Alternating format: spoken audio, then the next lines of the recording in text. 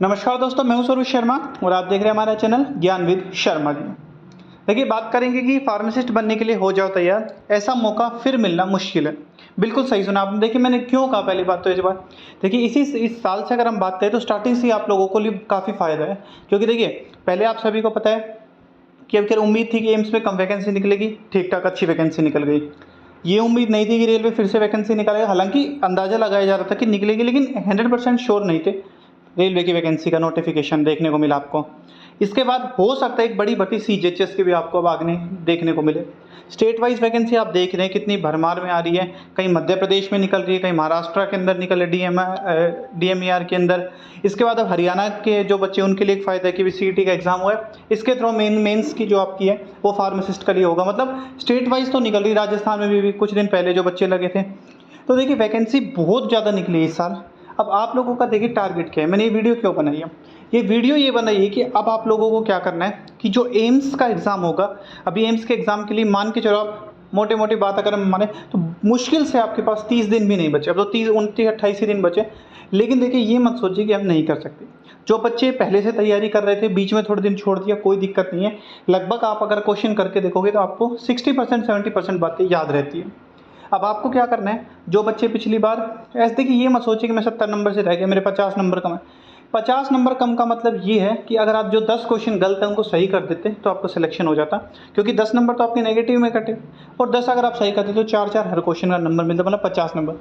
तो देखिए, कोई भी बच्चा कमजोर नहीं चाहिए। जिसके 120 आए थे, 150 पिछली बार, चाहे 200 आए हो, सभी बच्चे क्या सिलेक्शन ले सकते हैं। करना क्या है, फार्माकोलॉजी को ऐसा कर लो, मतलब इतनी अच्छी कि कोई भी क्वेश्चन आपसे छूटे ना, कोई भी क्वेश्चन गलत ना हो। मैं ये नहीं कह रहा कि देखिए आप 100% सही करोगे, हो तो इंसान है, हम सभी से गलती होती है। लेकिन कोशिश ऐसी कीजिए कि फार्माकोलॉजी को अच्छी तरह कर लीजिए।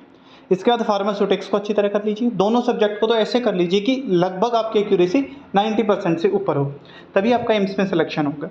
अब इसके साथ साथ ही आपको एम्स में सिलेक्शन अगर लेना है तो अब की बार आपके पास काफ़ी अच्छा मौका है, क्योंकि अगली बार हो सकता है कि वैकेंसी कम देखने को मिले और 1 साल भी लग जाए आने में, क्योंकि अब की बार इन्होंने जल्दी नोटिफिकेशन निकाल दिया।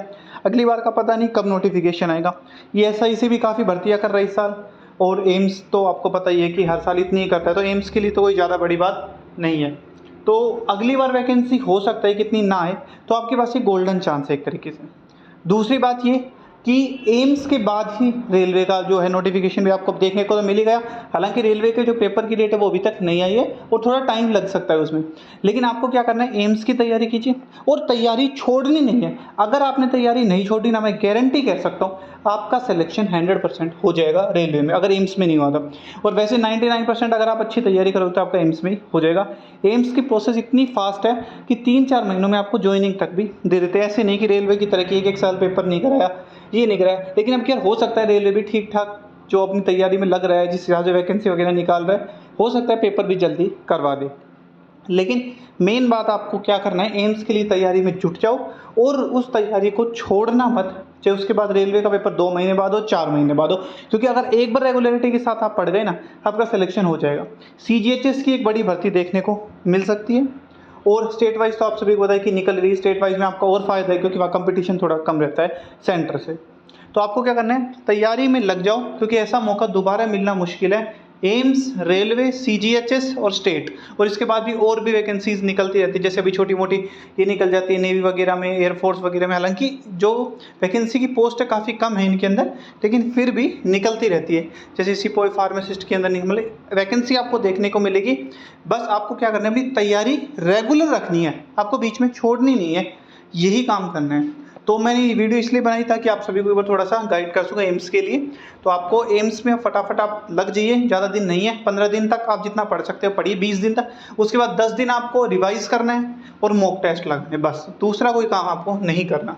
क्योंकि आप जितनी ज़्यादा चीज़ सोचोगे मैं वो भी पढ़ लूँ वो भी पढ़ लूँ, ऐसे आप जो ये पढ़ रहे हो ना, इसका भी आपका ये लगा लो कि रिविज़न नहीं हो पाएगा।